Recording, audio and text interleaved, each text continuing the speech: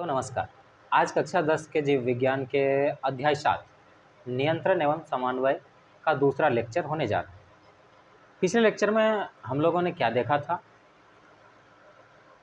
अच्छा, आगे बढ़ने से पहले या कुछ बताने से पहले फिर से आपको ध्यान दे दें कि अगर आपको नोट्स चाहिए तो आप इस नंबर पे व्हाट्सएप कर सकते हैं और आप हमारे इंस्टाग्राम को फॉलो कर सकते हैं, जहाँ पर हम बातें करते हैं एग्ज़ाम रिलेटेड। तो बोर्ड एग्ज़ाम 24 और आप नए हैं तो मेरा चैनल को सब्सक्राइब भी कर लीजिए और दोस्तों को शेयर भी कर दीजिए।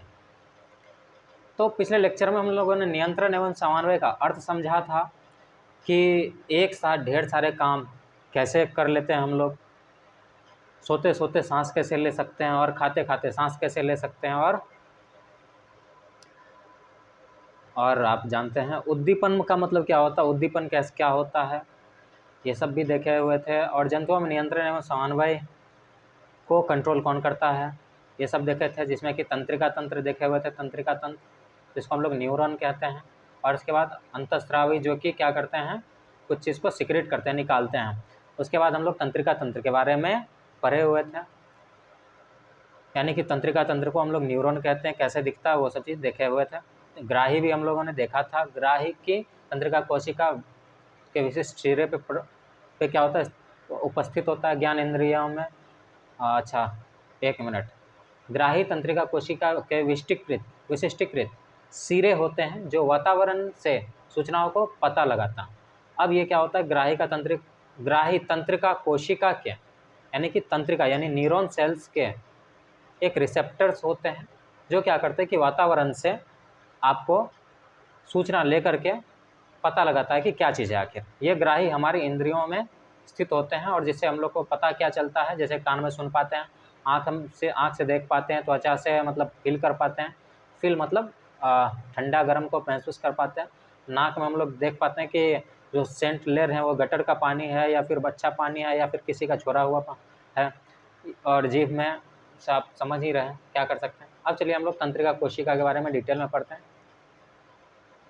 तो तंत्रिका कोशिका के बारे में अगर बात करें तो ये क्या है, तंत्रिका या तंत्रिका तंत्र की संरचनाएं एवं क्रियात्मक इकाई है, यानी कि हमारा जो है नर्वस सिस्टम, तंत्रिका तंत्र यानी कि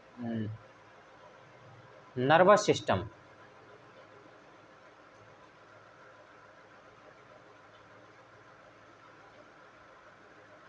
तंत्रिका तंत्र की अगर बात करें या अच्छा, तंत्रिका कोशिका जो है तंत्रिका तंत्र का संरचनात्मक एवं क्रियात्मक।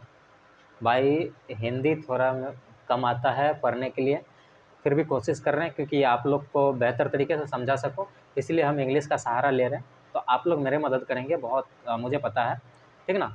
तो तंत्रिका तंत्र की संरचना, तंत्रिका तंत्र जो है, तंत्रिका कोशिका जो है तंत्रिका तंत्र के संरचनात्मक एवं क्रियात्मक इकाई है, ठीक ना।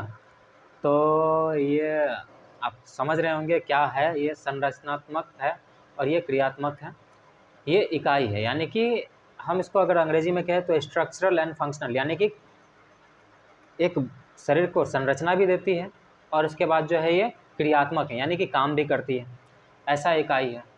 जैसे कि मैसेज को एक जगह से दूसरे जगह ले जाना।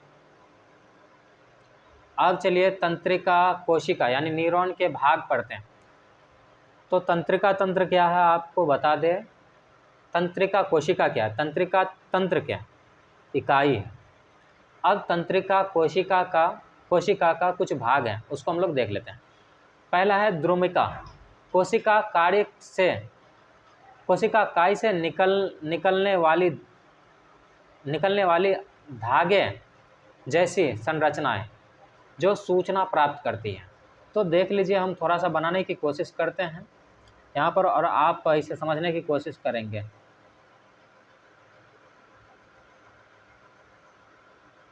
ठीक ना। तो इस पे कुछ ऐसे करके होता है। एक्चुअल में आपका यही द्रुमिका है, ये क्या है, द्रुमिका, और इसको हम लोग अंग्रेजी में डेंड्राइट कहते हैं। यानी आपका द्रुमिका और इंग्लिश का डेंड्राइट। तो द्रुमिका क्या करता है कि काई से निकलने वाली धागे जैसी संरचनाएं हैं, ये धागा जैसा संरचना है, अभी तुरंत देखें। और ये क्या करता है कि बाहर से दूसरा जो न्यूरॉन है, दूसरा जो तंत्रिका कोशिका, उससे ये सूचना को प्राप्त करता है। अब कोशिका काई क्या है, प्राप्त की गई सूचना विद्युत आवेग के रूप में चलती है। अब आप जो भी सूचना आया है उसमें न्यूरॉन सेल्स में, वो क्या होता है कि इलेक्ट्रिकल इम्पल्स के तौर पर, यानी कि करंट के तौर पर चलता है। अब तंत्रिकाक्ष यानी कि जिसको हम लोग एक्सॉन कहते हैं, अब एक्सॉन को हम ड्रॉ करने का कोशिश करेंगे और आप लोग समझने का कोशिश कीजिएगा।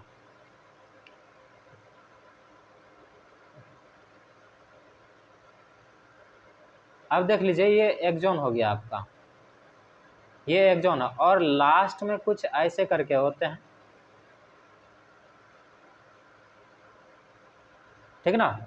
तो तंत्रिका एक्सॉन यह सूचना के विद्युत आवेग को कोशिका काई से दूसरी न्यूरॉन तक, यानी कि दूसरा न्यूरॉन का यहाँ द्रुमिका तक ले करके जाता है।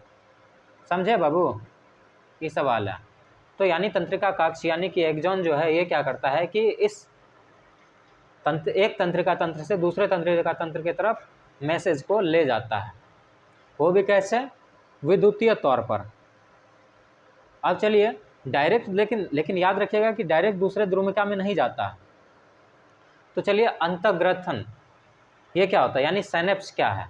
साइनेप्स का मतलब होता है कि ये देख लीजिए, ये मान लेते हैं एक न्यूरॉन है, यानी कि एक न्यूरॉन कोशिका है, एक तंत्रिका कोशिका, ये आपका अंतिम वाला पार्ट था, और ये आपका दूसरा तंत्रिका कोशिका है। तो अब बीच में देख लीजिएगा कि गैप है, इस बीच में जो जगह है इसी को हम लोग क्या कहते हैं, अंतर्ग्रथन कहते हैं। और इस बीच में आपके कुछ रासायनिक तत्व होते हैं जो क्या करते हैं कि इस इधर से ले जाया गया मैसेज को इसमें ले जाता है। समझे। तो अब चलिए क्या है वो देख लेते हैं। यह तंत्रिका के अंतिम सिरे एवं अगली तंत्रिका कोशिका के द्रुमिका के मध्यम का रिक्त स्थान है, यानी कि वो बीच वाला स्थान जो अभी दिखाए थे वही है।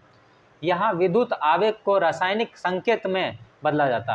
अब आ रहा था करंट के तौर पे, विद्युत के तौर पे, अब यहाँ पर इसको रासायनिक रूप में बदल दिया जाता है, जिससे यह अगले संचरित हो सके, आगे संचारित हो सके, यानी कि जिससे कि केमिकल के माध्यम से ये आगे बढ़ सकें।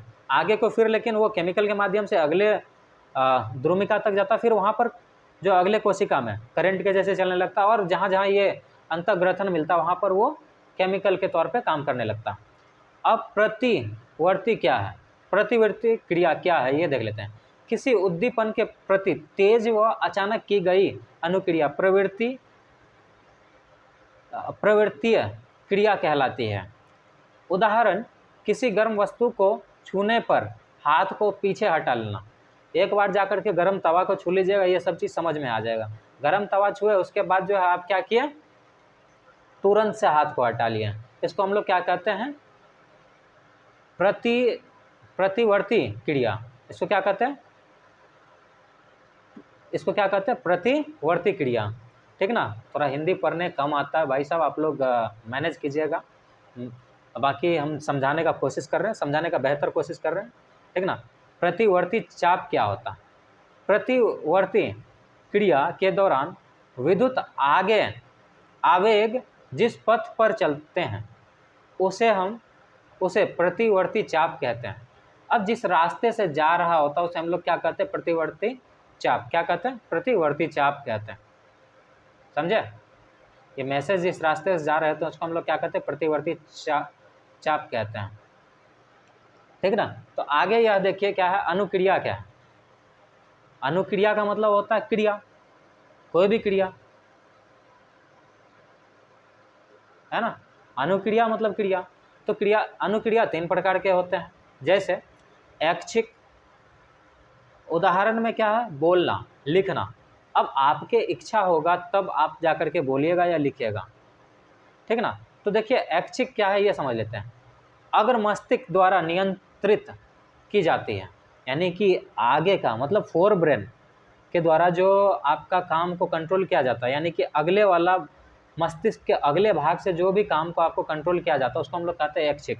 अगर आपको कुछ करने का मन होता तब करते हैं, जैसे लिखने का मन करता तब लिखते हैं, बोलने का मन करता तब बोलते हैं, खाने का मन करता तब खाते हैं, याद करने का मन करता तब करते हैं। तो ये आपके अग्र मस्तिष्क द्वारा होता है।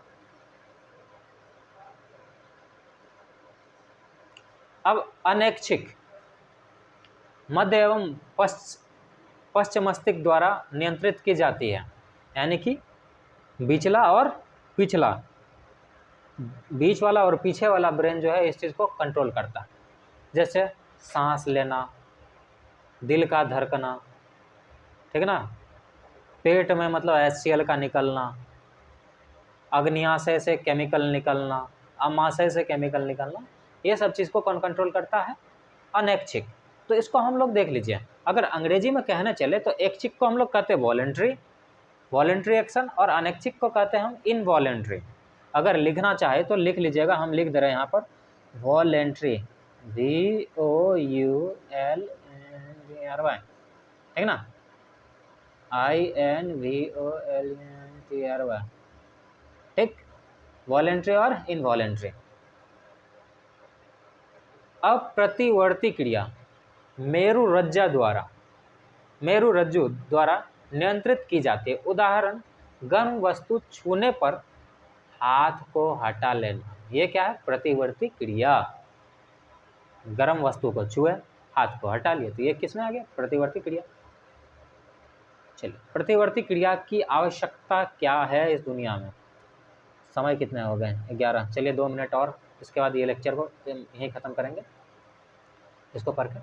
कुछ परिस्थितियों में, जैसे कि गर्म वस्तु छूने पर, पैनी वस्तु चुभने पर आदि, हमें तुरंत क्रिया करनी होती है, वरना हमारे शरीर को क्षति पहुंच सकती है। यह अनुक्रिया मस्तिष्क के स्थान पर मेरु रज्जु में उत्पन्न होती है, जो जल्दी होता है, यानी कि मेड्यूला ऑब्लोंगेटा से होता है। कहाँ से? मेड्यूला ऑब्लोंगेटा से ये इमरजेंसी एक्शन को लिया जाता है। मेडुला नहीं, स्पाइनल कॉर्ड, ठीक। तो समझे, इससे क्या जाता है, तो तुरंत की जाने वाली एक्शन को, क्योंकि अगर आप मान लीजिए कांटा चुभ रहा और उस पर पैर जोर से दबा दिए, आपका शरीर में क्षति पहुंच सकता है। गर्म तवा है और आप उस पर हाथ दिए, उसके बाद बैठ जाइएगा, तब बताइए क्या होगा। तो इसलिए इस प्रतिवर्ती क्रिया का होना अति आवश्यक है, समझे। तो चलिए आगे देखेंगे नेक्स्ट का लेक्चर में, यहाँ पर करते हैं इस लेक्चर को ख़त्म।